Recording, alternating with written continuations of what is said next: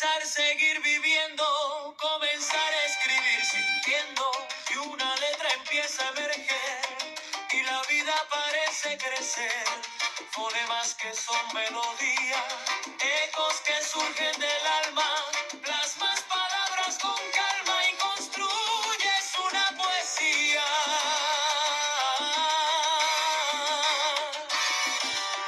Un canto errante a la deriva, un monumento para la historia.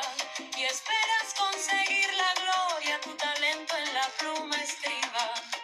Y has de luchar con mil voces, y has de vencer al olvido. Tantos a su magia han perdido ante el tiempo los duros roces.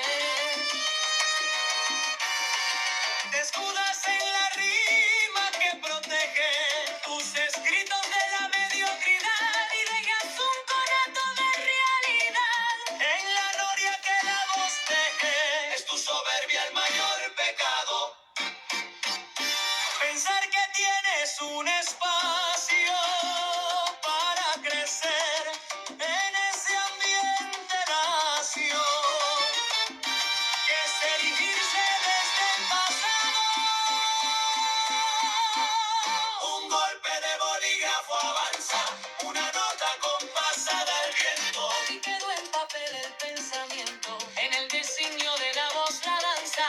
Roces de piel que te separan, el corazón tal vez te encino. Escribir es hoy tu destino. Las palabras su canto preparan y tal vez mañana esta balada deje su saber en otras mentes. Serán tiempos otra vez presentes de un regalo para tu mirada.